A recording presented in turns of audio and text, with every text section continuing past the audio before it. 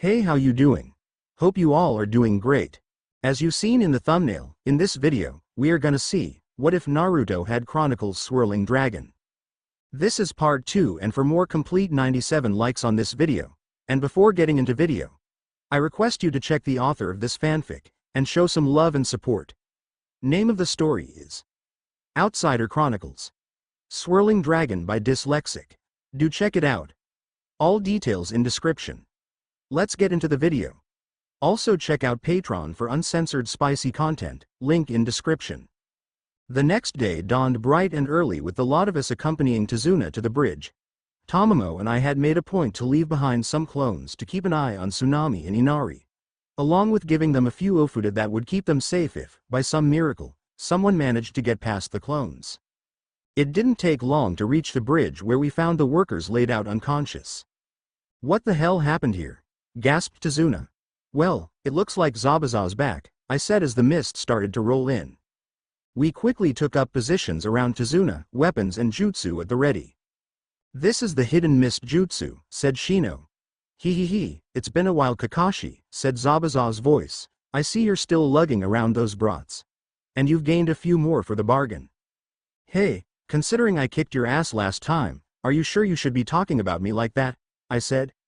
I smirked as the sound of grinding teeth reached my ears. Enough talk. Time to die, snarled Zabuza as a number of clones emerged from the mist. That won't work on us, I said as I summoned Kitsune Bai to my hands and took off. 2 seconds later, the clones dissolved back into water.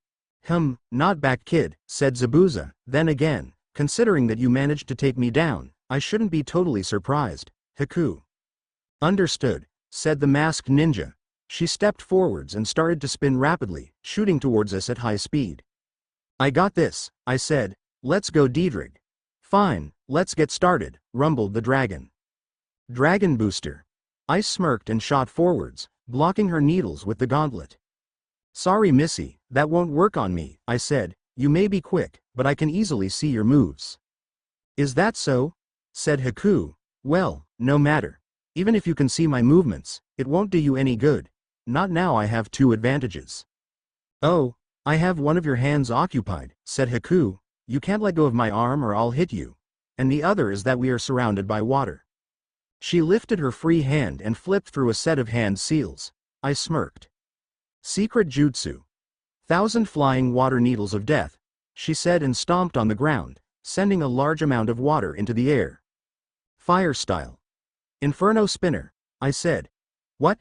I inhaled and spat out a large amount of fire, forcing Haku to jump back as the fire formed into a twister around me, evaporating the water in an instant. How did you do that? Demanded Haku. Hey, you're not the only one who can do one-hand seals, I said. Here, have another. I shot forwards and clasped my hands together. Wind style, gale palm. Before Haku could react, I slammed my hands into her stomach and released the wind, sending her flying back towards Zabuza. Fire, lightning and wind style jutsu, said the demon. Not bad, kid. Maybe the leaf does have some powerful ninja after all. I smirked as I got to my feet. Don't ever underestimate your opponent, I said, especially if it's me. I guarantee, I'll always surprise you. Haku coughed as she slowly got to her feet. Impressive, she said. I knew you were something else when you saw through my disguise. What's your name? I smirked. Naruto Uzumaki. I see. In that case, Naruto Uzumaki, I am sorry, but this is where it ends. Haku brought her hands together in a unique seal as the temperature around me dropped enough that I could see my breath. Secret jutsu. Crystal ice mirrors. I gritted my teeth in annoyance at the horrible screeching noise the mirrors made as they formed. God, that was annoying. Still, it didn't take long before the house of mirrors had finished forming around me. Tamamo, stay put, I called as I sensed my partner about to jump in. I can handle this. You really shouldn't turn down help, said Haku as she phased into the mirrors and appeared in all of them. Then you might just survive a little longer. I snorted. Everyone always thinks their jutsu is inescapable, I said, but the truth is, there's no such thing as a perfect jutsu. Everything has its weakness. Oh, you really think so? Said Haku. Well, it doesn't matter. Even if this jutsu does have a weakness, you'll be dead long before you can find it.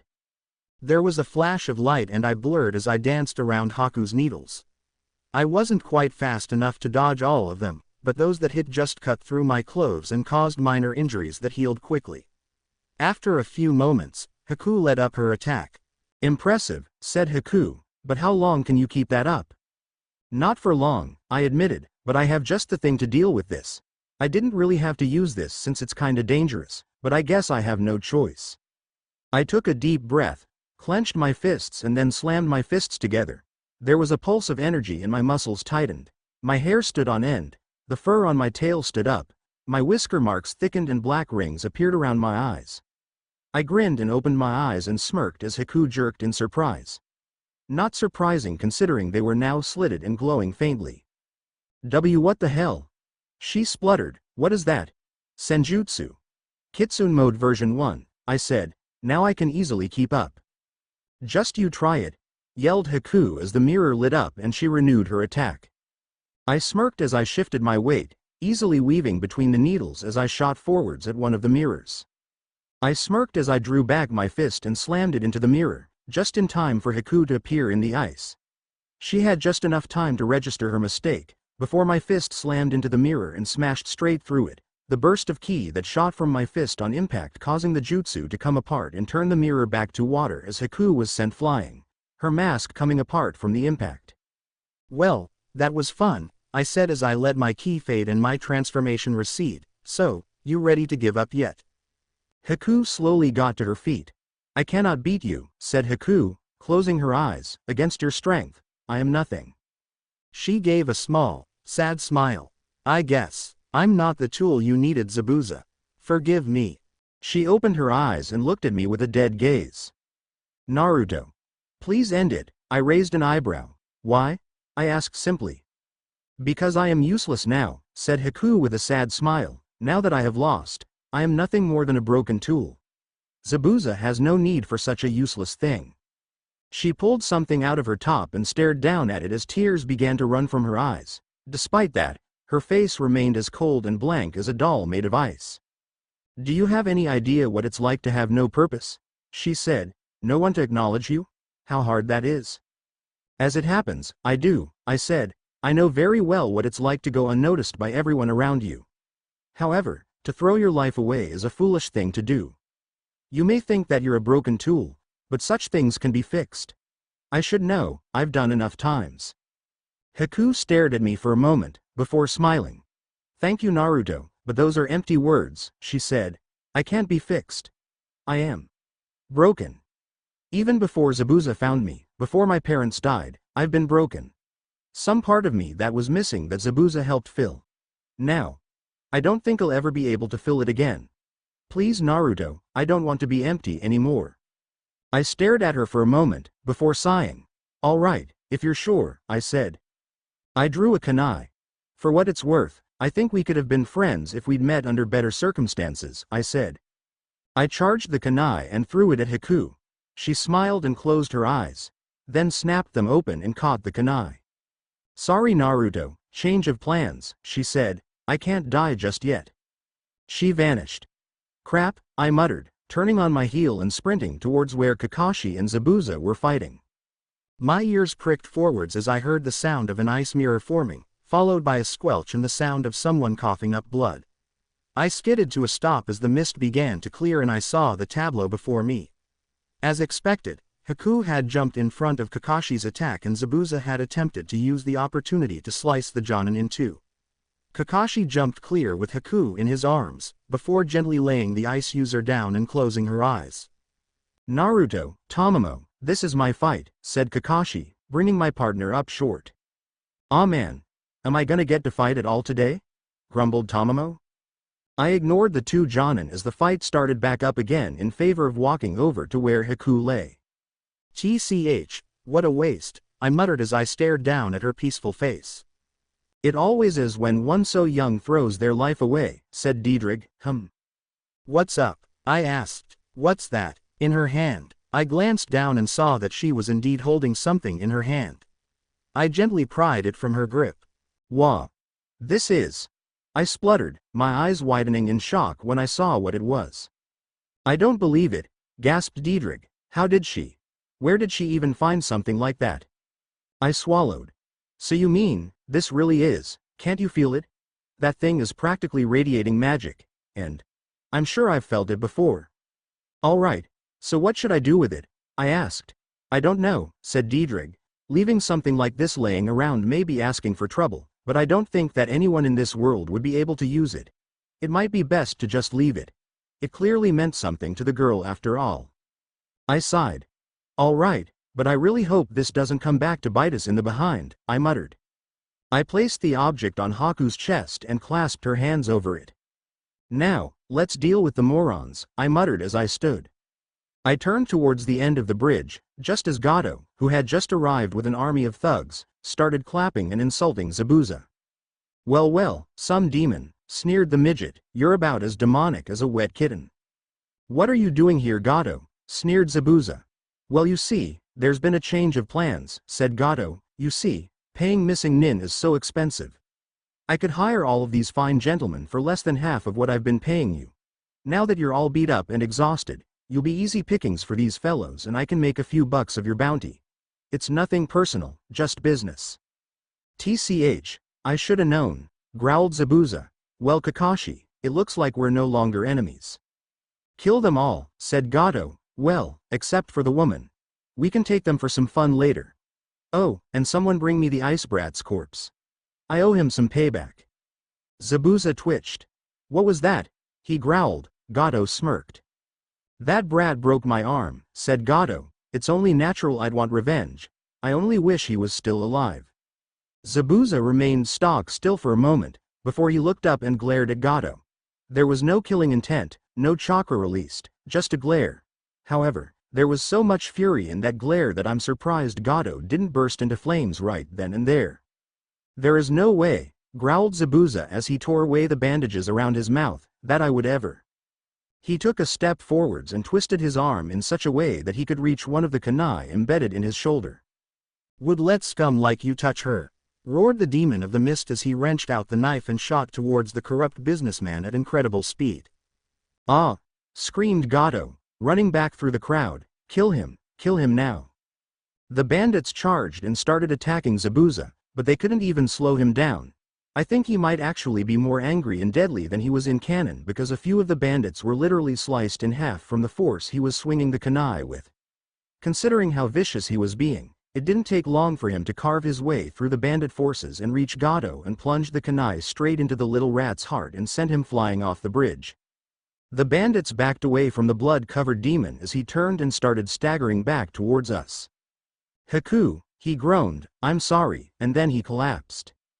Well, that was interesting, said Kakashi.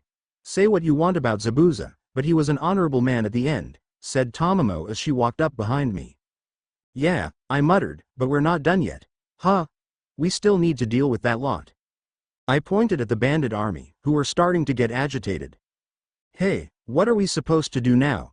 Demanded the bandit at the head of the army. With Gato dead, how will we get paid? Hey, I've got an idea, said another bandit. Let's go raid the village. We can get our paychecks from them. Plus, we can take Zabuza's head and claim his bounty. Yeah, I got this, said Tamamo. Go for it, I said. I need a bit of time to reform my chakra anyway. One of the side effects of using senjutsu was that, while using it, I couldn't use chakra and my chakra was unstable for a few minutes afterwards, making using jutsu rather hard. Tamamo smirked as she started walking towards the bandits, who didn't look that threatened. Well now, looky here, sneered the leader, looks like this one wants to play. Tamamo smiled. Yep, that I do, she said, flicking her wrists. A pair of ofuda snapped into her hands. Why don't you keep my pets company for a bit? She said. Come on out Madarao, Hakuba. The tags vanished in two massive puffs of smoke that quickly cleared to reveal a pair of frankly massive wolves, one black with blue eyes, white paws, nose and tail tip, and the other white with green eyes and gray spots on his fur. I haven't had chance to feed them in a while, so they're kinda hungry, said Tamamo with an evil grin. Care to help out? The bandits started slowly backing away as the two massive shikigami started stalking forwards, growling as drool leaked between their razor-sharp teeth. To make matters worse, the drool hissed and started eating through the surface of the bridge wherever it fell. Needless to say, It didn't take long for the bandits to break and run with the massive mutts hot on their tail. Well, that was certainly an interesting trick, said Kakashi. Was that a summoning jutsu? Sort of, said Tamamo, although those are just constructs, not actual wolves. I see, said Kakashi. One moment. He walked over to where Zabuza was lying. Are we too late? I turned and rolled my eyes when I saw a mob of villages armed with whatever was at hand. Yes, we're just finishing up here, I said. I turned my gaze on Team 7. Much to my surprise, they were all where they were supposed to be, although it was clear that Sakura had been shaking in her boots. Sasuke on the other hand was staring at me with an odd look on his face. Not like he was about to storm over and demand my jutsu, but rather one that said that he had no idea what to make of me. I turned away from the Uchiha as Kakashi walked over and lay Zabuza down next to Haku. The demon of the mist was just barely alive. Thank you, he breathed, not taking his eyes of his student, Haku. I'm so sorry. I wish I could have been more honest with you. He coughed up some blood. You didn't deserve to die, not for scum like me, he wheezed. Still, at least you're in a better place now. He closed his eyes and let one last tear fall as he went limp. I bowed my head in respect. ZZT. I blinked. That was strange, I thought I felt a pulse of power.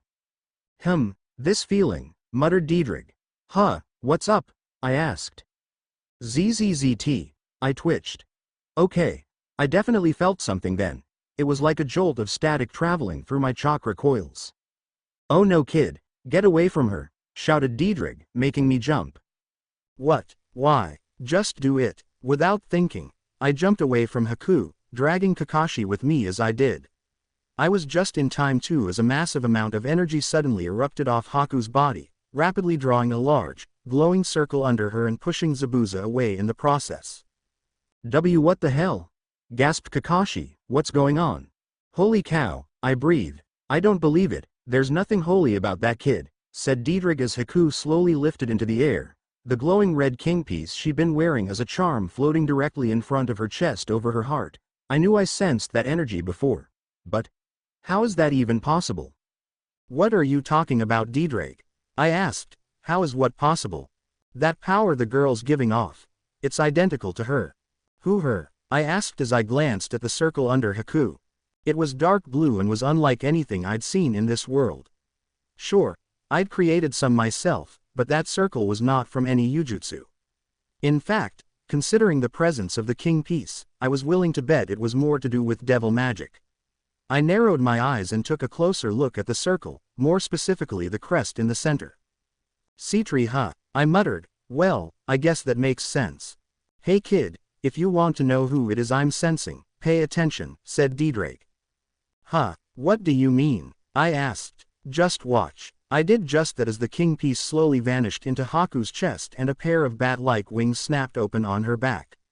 The circle faded and Haku slowly floated back down to the bridge, dropping to her knees as her wings retracted. Her eyes slowly opened, revealing that they had changed from brown to purple. She blinked slowly and stretched, as if she was just waking up from a nap, before looking around. What happened? She asked. I thought. What's going on? Demanded Kakashi. I think that her bloodline might be responsible, I said slowly. Not quite, said Diedrich, although it is true that the Citri blood flowing through her veins did have some affect, the actual cause of this is much more simple. Oh, I said. She's inherited the power and will of one of her ancestors, said Diedrich, similar to how individuals in the Senju and Uchiha clans inherit the power of Asura and Indra. Who? I asked. I got the distinct impression that Diedrich was giving me a flat look. Considering your luck, who do you think? He growled. It could be Sona, but that wouldn't induce enough of a headache for the cosmic bastards who seem to be playing with me, I muttered. I don't think anyone in her peerage would count, so maybe. Oh. I snapped my fingers. I was cut off by the sound of tearing fabric. What was that? Wah. How did? Spluttered Diedrich. Hya. Splat. My eye twitched as every male on the bridge collapsed with a nosebleed and Tamamo started giggling perversely. I'm not going to like what I see when I turn around, am I? I asked. Probably not, said Diedrich. I just want to know how the hell you managed to pull that off. I sighed and turned around. Just in time to see a bright red Haku dropping to her knees, wrapping her arms around her quite ample chest as the remains of her clothes drifted to the floor. She hadn't been quite quick enough to stop me from catching a glimpse though, and I was now struggling to control my own nosebleed. What the hell? Spluttered Haku. What happened to my clothes? Clonk. Ow. No perving on the cute devil girl Naru-kun, said Tamamo, who had just lobbed a paperweight at my head. If you wanna see a girl naked, you only need to ask. And I'm sure Hina-chan would be happy to give you a peek. Tamamo, this really isn't good for my blood flow, I yelled. Aw, suck it up, said the fox girl, I'll find her some new clothes. She grabbed Haku and vanished in a puff of smoke. Well, that was a thing, I said. Indeed, said Kakashi. Now then, let's get this cleaned up.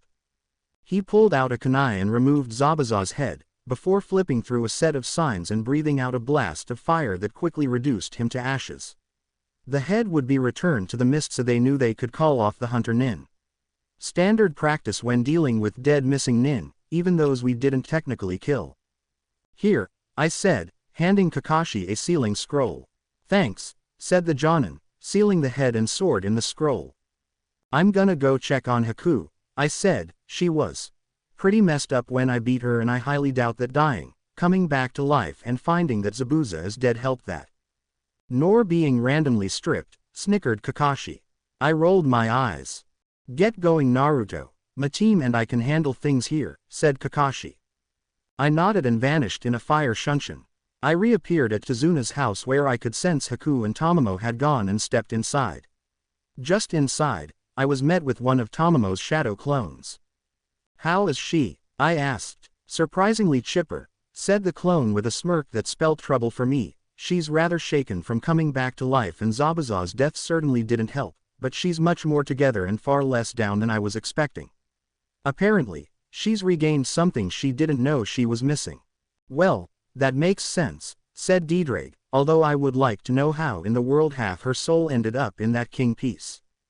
I don't think I want to know, I muttered.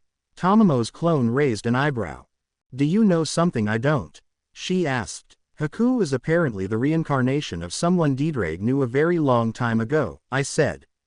Oh, who? I opened my mouth to respond, but before I could, the door to the living room opened and an oddly happy-looking Haku came out in a brand new outfit that was completely unlike her old one.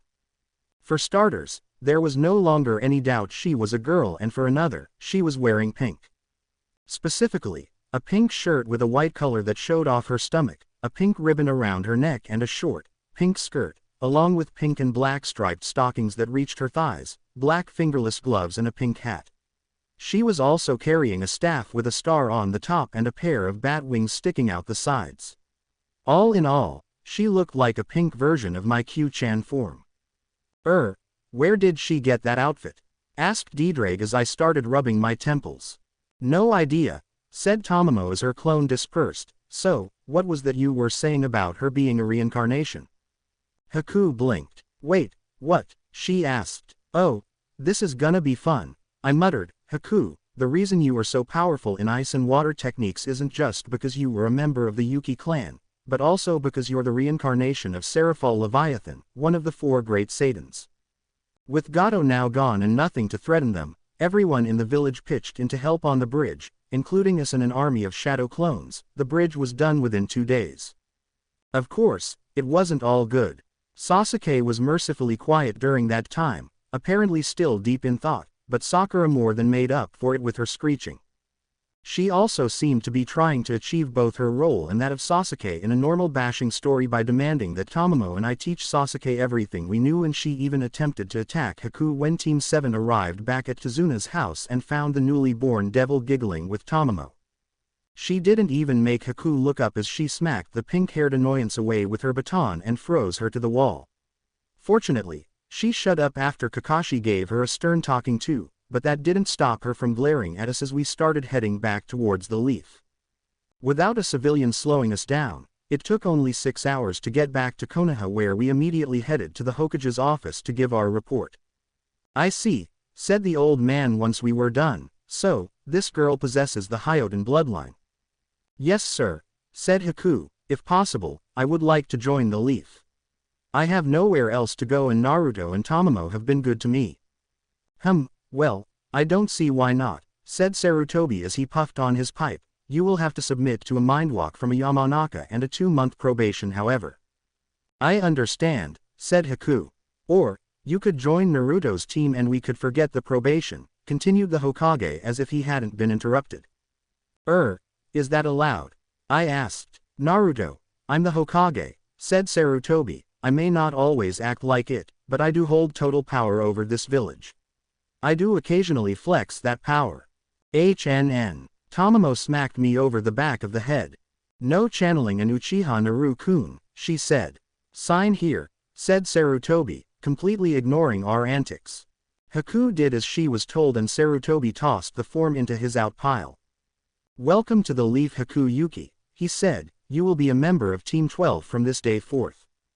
He pulled out a leaf headband and handed it to Haku. Thank you sir, she said, I promise I won't. Slam. Lord Hokage, I have urgent news. Tamamo and I clapped our hands over our sensitive ears at the loud, high-pitched yell. I was in my human form again, but even so, my enhanced hearing nearly caused my eardrums to rupture. Tamamo on the other hand, was in her true form, so her hearing was even sharper than mine, so it was no wonder that she keeled over with swirls in her eyes and blood leaking from her ears. The source of the shriek was a woman who looked like an older Sakura, complete with flat chest and pink hair. At the sight of me stood before the Hokage's desk, she froze, a look of fear and disgust on her face. Yeah, she hated my guts. Yes Mebuki, what can I do for you? Asked Sarutobi, and do keep it down. Some of us have sensitive hearing.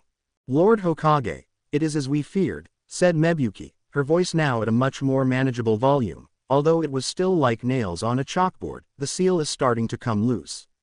We must destroy the demon before it can kill us all. Oi! I'm standing right here. I said. Shut up demon, shrieked the Haruno. My daughter saw you for what you truly are during the mission. Oh, you mean this? I asked and morphed back to my true form. Yeah, this is a bloodline. Before she could say anything else, Sarutobi pulsed his ki, causing her to snap her mouth shut. Now I see why you kept quiet about this Naru-kun, groaned Tamamo as she pressed hands glowing with green healing chakra to her ears. I need to go see Hina-chan to get these fixed. Mebuki, please get your facts straight before you bother me, growled Sarutobi. I am well aware of Naruto's changes, but as he said, it is a bloodline he recently awoke that caused the physical changes, not the fox. In fact, I have it on good authority that the fox will never again be a threat. What do you mean? Demanded the pink-haired woman. The Hokage just fixed her with a glare over his clasped hands. That is none of your business, he said, and don't even think about running to Danzo or the elders for help with this. I will not budge on this matter. He shifted his gaze to me. Team 12, you may go, he said. We nodded and vanished. So, where are we going? Asked Haku, ignoring the looks she was getting for her unusual for a ninja outfit. The Hyuga compound, I said. Tamamo needs to get her ears fixed and Hanabi will kill me if I don't say hello. Who's Hanabi? Asked Haku. She's Hina-chan's sister, said Tamamo, a tad louder than normal as her eardrums were still damaged. And who is Hina-chan? She means Hinata Hyuga, I said. She's my said Tamamo. Girlfriend, I finished. Haku paused and looked between the two of us. What? She said flatly. I opened my mouth to respond, but was interrupted as a small blur slammed into my stomach, knocking the wind out of me. Naru-Niichan, you're back, squealed the little girl who was now clinging to my waist like a limpet. Oof.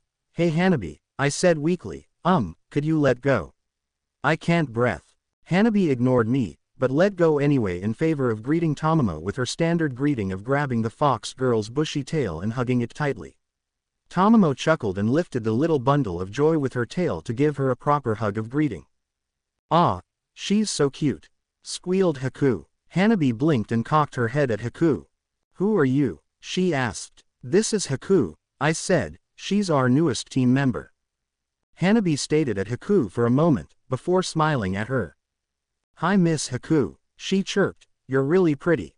Haku smiled and crouched down to the little girl's level.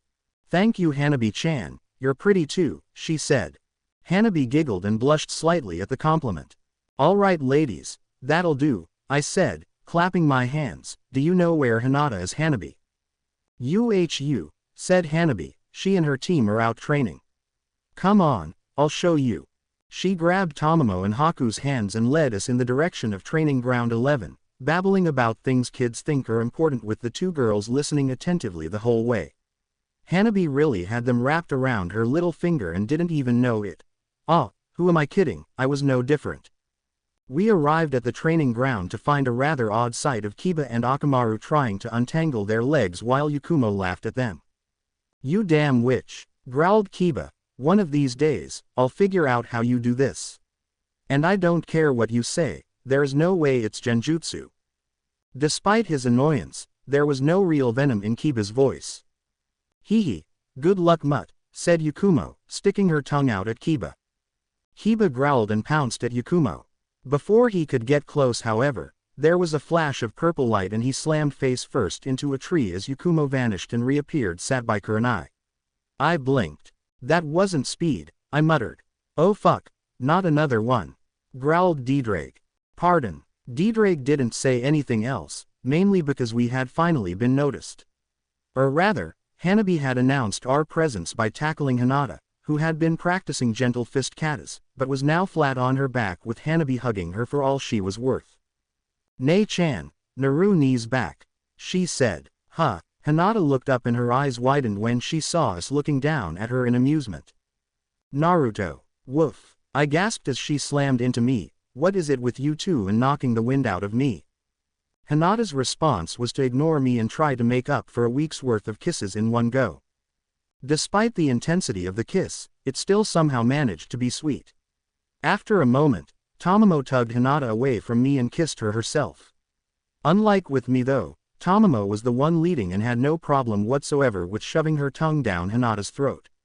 By the time she broke away, Hinata was red-faced and looking rather dazed. Then she turned to me and I found myself in a very similar state.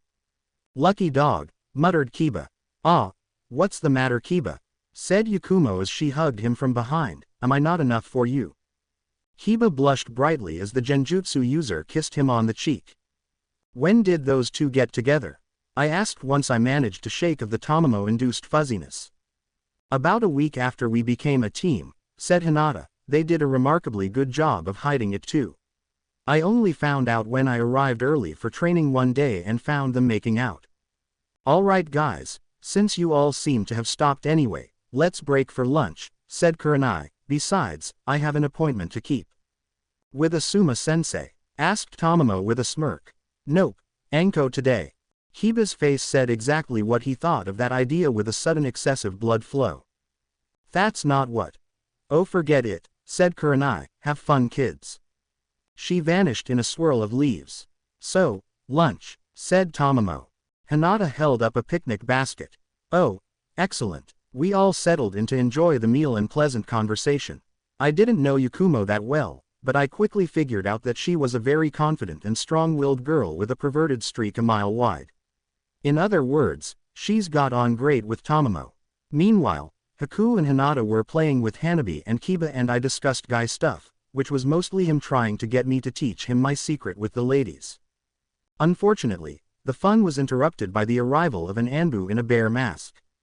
"Naruto Uzumaki, the Hokage demands your presence," he said in a monotone voice. I narrowed my eyes as Tamamo tensed slightly. We could both sense something off about this Anbu, not least of which being that he didn't smell anything like bear. "Regarding what?" I asked. Bear didn't say anything, instead he clapped a hand onto my shoulder. I responded by flipping him over my shoulder and slamming my hand coated in ki into his stomach, cutting off his chakra flow. "Whoa, what the hell?" spluttered Kiba. "You're not bear, who are you?" I snarled. "What do you mean?" asked a startled-looking Yakumo. "My sense of smell is as strong as an Inuzuka and I can detect chakra signatures," I said. "I also know Bear fairly well since he serves as one of the Hokage's main guards.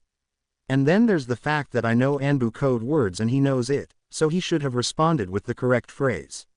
No other words, This isn't Bear and someone's impersonating an Anbu. Which was the equivalent of impersonating a federal agent in terms of bad idea. The Anbu under me didn't respond, but my sensitive ears picked up the sound of something rushing through the air. Incoming, I yelled as I clapped my hands together, wind style, gale palm. I snapped my hands out, blasting the kunai and shuriken that had been shooting at us away, just as a group of Anbu in black uniforms and blank masks appeared. Uzumaki, you are coming with us, said the leader in a monotone voice. Come quietly or we will be forced to take you by force. Great, looks like Danzo's decided that he wants to make trouble, I muttered. I somehow doubt that going with you will be good for my health, so I'm gonna say no. Seize him, said the leader, and eliminate the others. There must be no witnesses. Immediately, the slight smirk was wiped of my lips as my boosted gear appeared. You are going to regret that, I growled. No one threatens my friends. The root Anbu ignored me as they draw their tipless blades. Immediately, we all shot into position, with me, Haku and Kiba in front, Tamamo and Yakumo behind us and Hinata, the healer at the back. Who are these guys, Naruto? Asked Kiba. Root Anbu, Danzo Shimura's personal attack dogs, I said. I've heard stories about them. The old war hawk believes that emotions are a weakness for ninja, so root operatives are stripped of their emotions. Unfortunately, they are also indoctrinated to follow orders to the letter, hence why they decided to attack now and potentially kill the heirs of two of the Leaf's most powerful clans. I see, said Kiba. Anything else we should know? Don't hold back, I said. All right then, said Kiba. In that case, Akamaru, let's show them what you can do. The Ninken barked and the shadows around him suddenly surged in, swirling around him and momentarily hiding him from view. A moment later, they dispersed, revealing that the little white puppy had transformed into a massive dog the size of a horse with jet black fur that rippled in an unfelt wind, blood-red eyes, massive teeth and claws and a tail that looked like a scythe blade. Well, that's interesting, I muttered. I didn't have long to think on that, however, as the root decided that they had enough waiting and charged. What happened next could best be described as an absolute slaughter. Between me boosting as far as I could and blowing them to bits with ki-enhanced taijutsu, Kiba and Akamaru shredding them with fang over fang and the blades the Ninken sacred gear could produce from his body, Haku freezing them solid, Tamamo's impressive arsenal of Ofuda and Yakumo throwing around genjutsu like they were going out of style, the root Anbu didn't stand a chance. Of course, had they been official Anbu, we'd have been flattened, but those in root were different from their counterparts. While they were excellent at their jobs, root was intended to act from the shadows, so they weren't as effective in pitched battles. It also didn't help that Danzo is a paranoid bastard, so he limited how strong his puppets could become. All of that added together meant that, when faced with the sheer power we could bring to bear, they didn't last long. Well, that was fun, said Haku as the last root agent collapsed with ice and bonds sticking out of his joints. The Hokage is not going to be pleased when he finds out about this, I said, and I doubt that Tsume or Heishi will be pleased either. Kiba shuddered at the thought of what his mother would do when she found out that Danzo's goons had threatened her son. Yeah, Mum's gonna flip, he muttered. A sudden scream cut off our conversation and we all spun around to see that the first root I'd taken down had apparently recovered and was now holding Hinata with his sword pressed to her throat. Don't move, he said. We all froze. Now Uzumaki, you will come with me or I'll slit her throat, said the Anbu. I gritted my teeth and clenched my fists, but froze again as the sword twitched, drawing a small trickle of blood from Hinata's throat. Now, he said. I opened my mouth to respond, but before I could, a black blur shot out and slammed into the Anbu, forcing him to release Hinata as he stumbled back. Leave my sister alone, yelled Hanabi, her Byakugan bulging, 8 trigrams 16 palms. Her hands blurred, her fingers alight with purple chakra as she struck the Anbu's chakra points, sending him stumbling back against her sudden onslaught. With a final blow, Hanabi sent the Anbu flying across the clearing to slam into a tree. He hit the tree and screamed in pain, far more than the impact or even the closing of his chakra points could have caused. The reason for his pain became blatantly obvious a moment later, however, as wisps of purple flame began leaking from his mouth, ears, nose and mouth, before erupting in a massive pillar of purple flame that incinerated both the man and the tree he was leaning against and formed a massive cross shape that was probably visible from the other side of the village. "What the hell?" spluttered Kiba. "What's going on?" "So that's why the kid was putting out so much power," said Diedrag. "She's got Incinerate Anthem." I blinked. "Wait, you mean the Holy Cross?" I asked. "Yep, so let me get this straight," I said. "The Hidden Leaf has in its possession the boosted gear, Canis Lycaon, the Incinerate Anthem and Twilight Healing." "Pretty much," said Diedrag. "Oh, and don't forget Forbidden Belur View." Yeah, the Kurama brat has it." My eye twitched. Naruto, why is your hand talking?" asked Kiba. My eye twitched again and I took a deep, calming breath. "This is gonna be a long conversation," I muttered. The next few hours were one hell of a clusterfuck. Before I could begin the conversation regarding sacred gears, a number of proper Anbu arrived to investigate the flaming cross that Hanabi's attack had created, resulting in it being put off while we were questioned and the root agents were taken into custody. Then Hanabi passed out due to Incinerate Anthem consuming too much of her power, which meant that Hinata had to carry her home and tell her father what was going on. The leaf was treated to 2 extremely loud yells of irate parents making rather inventive threats about what they were going to do to the morons who put their kids at risk. Despite how he had treated Hinata when we were kids, Heishi was actually a very good father.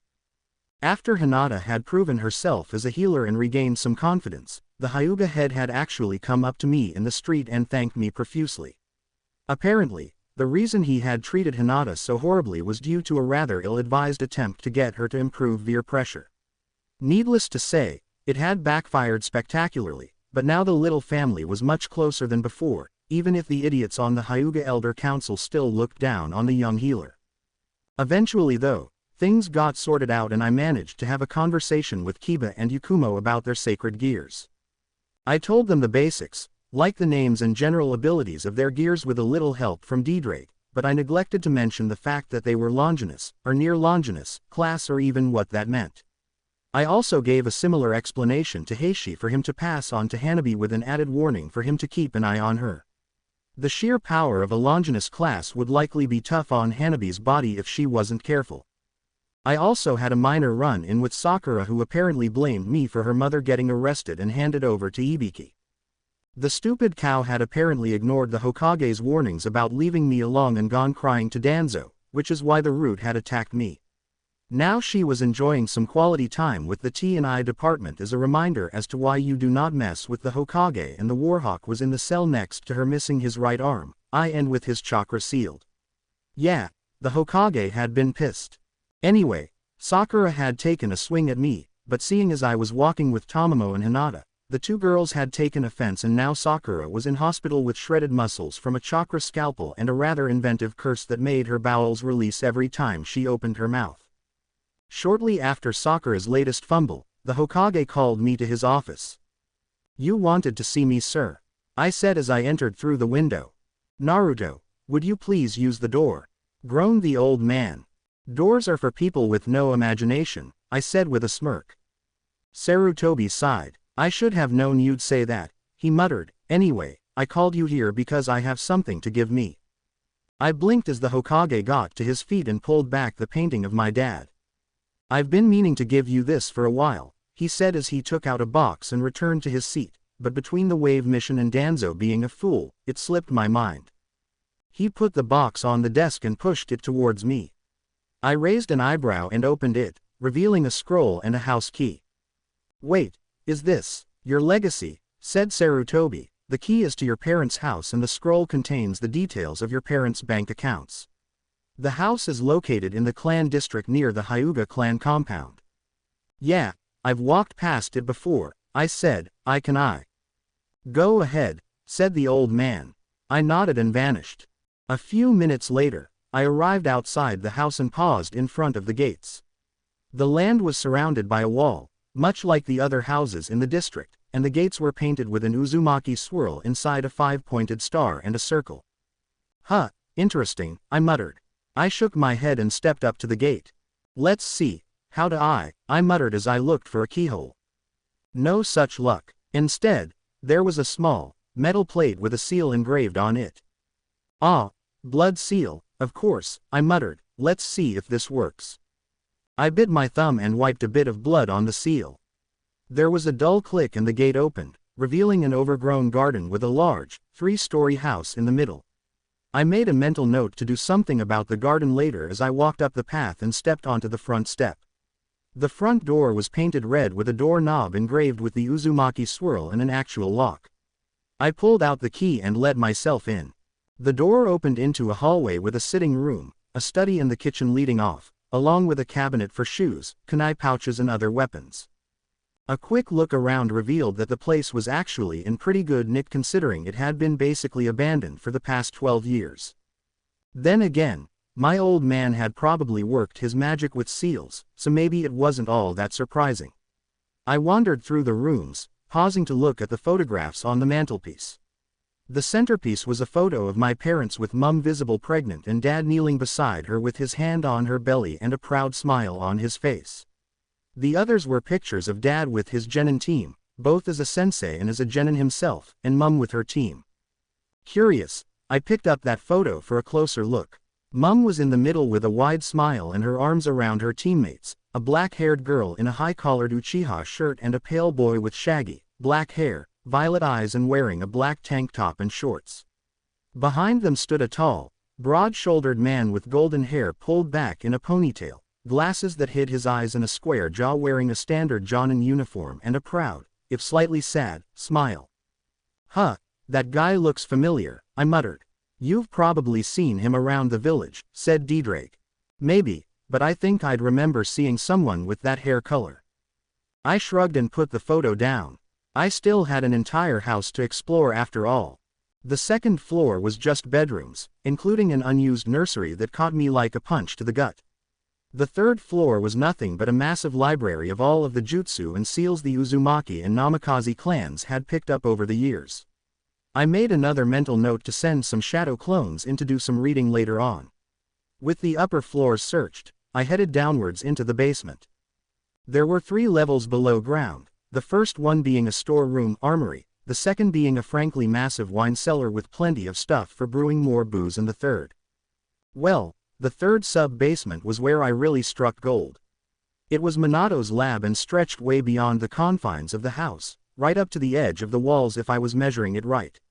The entire place was full of half-finished experiments, jutsu and seals that had me damn near drooling at the thought of finishing some of them.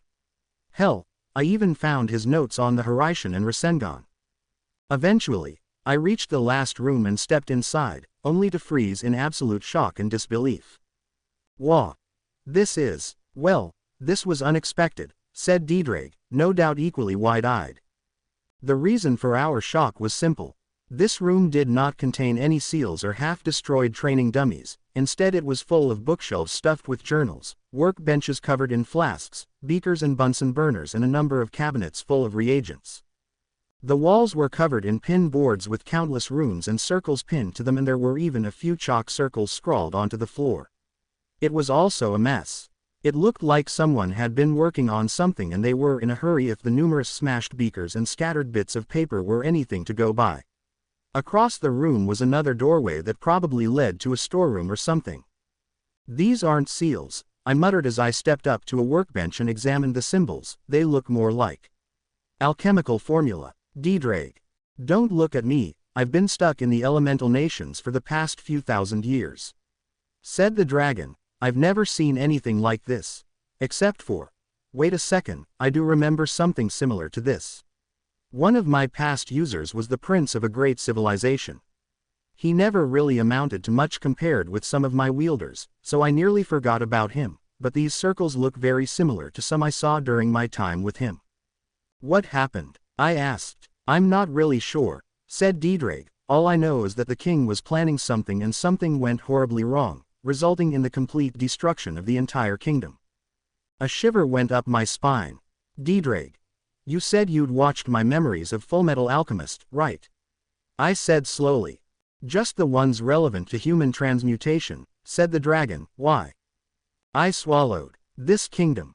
It wouldn't have happened to be called Xerxes, would it?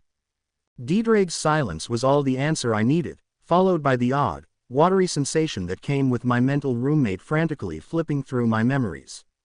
"Oh shit," said Drake. "Indeed," I said as I flipped open a journal and started examining the notes inside. "Thought so, this is all alchemy. Kid, I think I just figured out why your mother's teacher looked so familiar to you," said Drake. "Oh," in answer, Drake sent me a mental image of Hohenheim. "Well, that explains how they learned alchemy at least," I grumbled. "Still, I wonder what happened in here. From what I've seen, both my parents were pretty strict about keeping their workplaces tidy." I bent down and picked up a large sheet of paper off the floor, letting it fall open. When I saw what was drawn on it, my eyes widened in horror. "Oh God no," I breathed, "not that." I dashed over to the cupboards and started reading the labels on the missing bottles, simultaneously thanking and cursing my parents for their organizational skills. Lime. Saltpeter. Potassium. Shit. I spun around and ran to the still closed door. A quick check revealed that it was locked, but a solid kick fixed that. I stepped through and was immediately assaulted by the stench of rotting flesh. "Oh geez, that reeks." I groaned as I staggered back as if physically struck. Considering that my sense of smell was as good as an Inuzuka's, I might as well have been. I took a deep breath and covered my nose with my sleeve before braving the stench again. What I saw inside the room, however, quickly banished the horrific stench from my mind. Drawn on the floor, almost hidden under a rather large amount of dried blood, was an extremely familiar circle with a twisted, rotten corpse in the middle. Judging from the size, it had been a child. However, what really caught my attention was the person kneeling at the edge of the circle, one arm reaching out towards the bloody mess, her face frozen in fear and pain. "Mum," I muttered as I stepped forwards, hesitantly reaching out to her. Kushina Uzumaki didn't move. In fact, it looked like her whole body was frozen, as if someone had pushed the pause button on her, her red hair not even moving, despite the fact it seemed to be blowing in an unfelt wind. I hesitantly put a hand on her shoulder, only to almost immediately yank it away as a spark of blue energy jumped off her body. Next thing I knew, I was sent flying back into the wall as a veritable lightning storm of alchemical energy surged off Mum, starting at her feet and working its way up. When it reached her head, a horrible scream of pain echoed through the room and she fell to the floor, completely unconscious and with blood leaking from her mouth. It was like a nightmare. What should have been the best day of my life, the day I could finally hold my beautiful baby boy, quickly became the very worst day of my entire life. From the masked lunatic kidnapping Naruto, to releasing the QB, everything seemed to go horribly wrong. To make matters worse, the only way to stop the monster was for Minato to seal it away inside of Naruto, a feat that I knew would kill him since he planned to use Shikifujin. I was hesitant to allow it since there was a risk that the seal could go wrong and kill Naruto, but in the end I had no choice since I was far too weak for the fox to be returned to me. I did what I could to help in my state, holding the beast down with my chakra chains and protecting Naruto when it attempted to kill him, but in the end it wasn't enough. To be honest, I didn't think I'd wake up, but awaken I did, only for Danzo to tell me that the sealing had failed and my son had died in the process. And just like that, my world collapsed. Minato was dead, there was no doubt about that. My entire family was long dead and buried, and now my son was gone as well, dead before I even had a chance to hold him. Considering that, was it any wonder I completely retreated?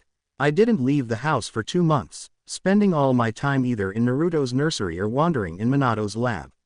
I couldn't face the world that had taken so much from me.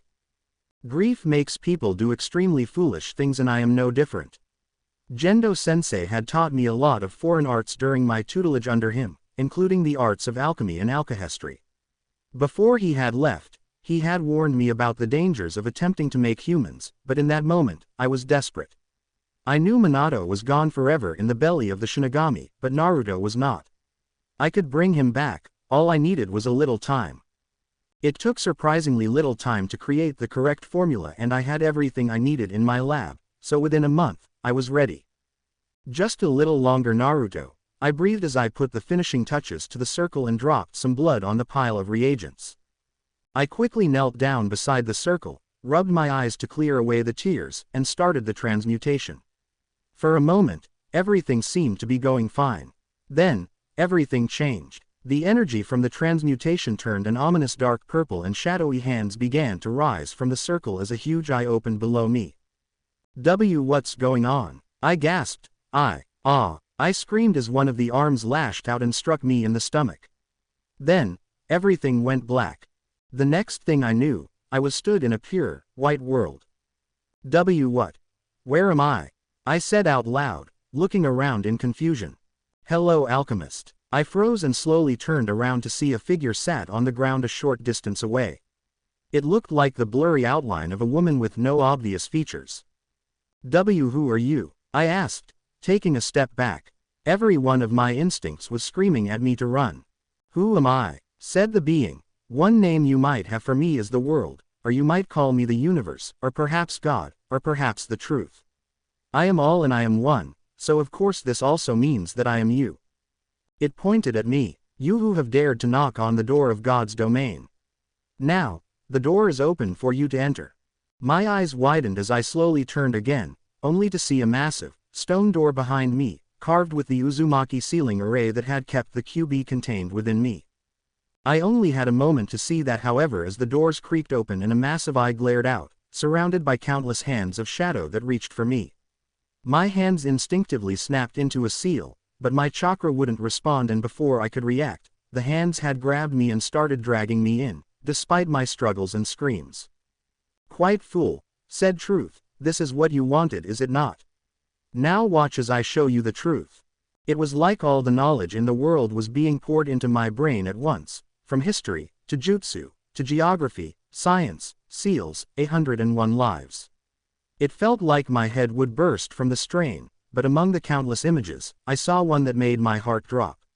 It was only for a single moment, but it seared itself into my mind like a brand. An image of Sarutobi cradling a little boy with spiky blonde hair. Then, just as quickly as it had come, the images stopped and the doors slammed shut behind me. I didn't move, however. I couldn't, not with that image burned into my mind. Oh my, how cruel the world is, said Truth, to think, you went through all that, paid the toll, for nothing. Why, you mean, Naruto is still alive, I said softly. Truth just smiled, a wide, gleaming smile of pure white teeth. I whimpered and fell to my knees, hugging myself tightly.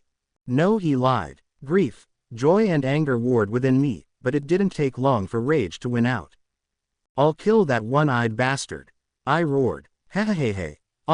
Humans are always so much fun to watch, said Truth. Alas, you will have to wait for your revenge.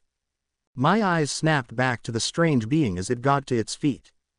What do you mean? I asked. You cannot enter the gate without paying a toll, said Truth. Normally that would be a body part, but as an Uzumaki and as the person you attempted to restore is not dead, your toll is both lesser and greater than any other. It spread its arms and a clock face appeared behind it. 12 years. What? Truth's grin just widened to inhuman proportions as the clock behind it stopped and everything went black. The next thing I became aware of was muffled voices from somewhere close by. It sounded like someone talking underwater. My body felt heavy and it was all I could do to twitch my fingers, let alone try to open my eyes. Hey, I think she's waking up, said a female voice from close by. There was the sound of rapidly approaching footsteps and I felt the surface I was laying on dip slightly. I tried to move again, forcing my body to respond. It felt like my eyes had been stitched shut, so opening them took some doing, but eventually I managed it. For a moment, the light blinded me, but after a moment, my vision cleared and a head of blonde hair appeared.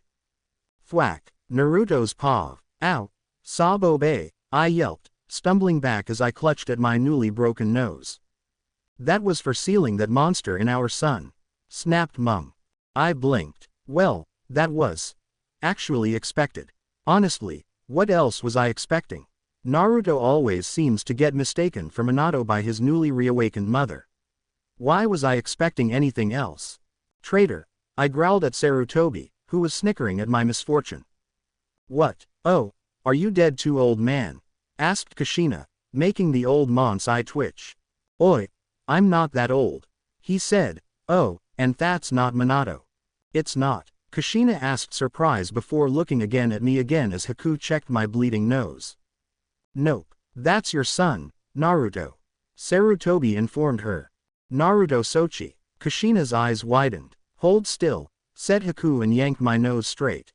Ow. Oh, quit being so dramatic, she said.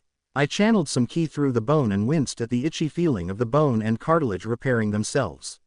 Then I sneezed and my ears and tail appeared with a pop.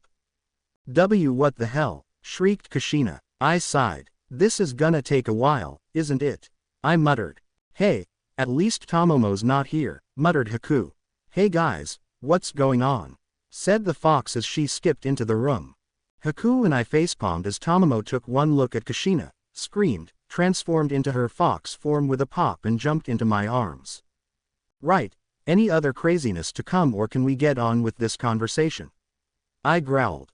As if in response to my question, the door slammed open and Kakashi burst into the room, looking like he'd just run across half the fire country, tripped on the rug, and went careening into a dresser. So much for being an elite ninja. It was at that point that the general insanity got to be too much for a very confused Kushina and she exploded. That's it, I can't take it anymore. Could everyone just chill out for 2 seconds before something crazy happens again? She yelled. Everything froze as she glared around the room, daring someone to do something crazy. After a moment, she relaxed. All right, now will someone please explain what in the hell is going on? She pleaded. Why does Naruto have fox ears and tail and how can he be 12 when he was only born hours ago? Sarutobi cleared his throat. Kushina, you've been believed dead for the past 12 years, he said gently. Naruto found you sealed in the basement 3 hours ago. 12 years, gasped Kushina, her eyes widening, and no, that's not.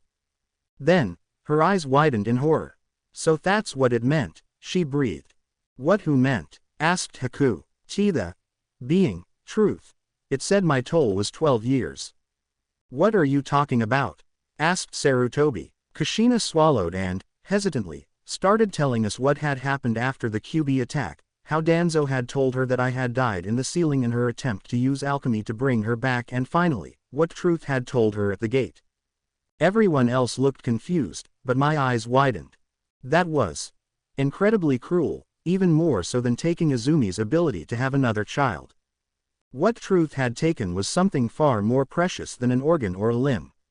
I'm not sure if it would have been quite the same for us since I had the memories of an adult, but, by freezing her in time for the past 12 years, Truth had taken away Kushina's chance to be a mother, to raise her son and see me learn to walk, talk, graduate and more. Just like everyone else who trespassed on God's domain, it had cost Kushina the one thing she wanted to get back. Her son. Thanks for watching guys. Hope you all are enjoyed this video. If you do please leave a like, share and subscribe, also don't forget to support author of this fanfic. So let's end this video here. Until then, see you in next video.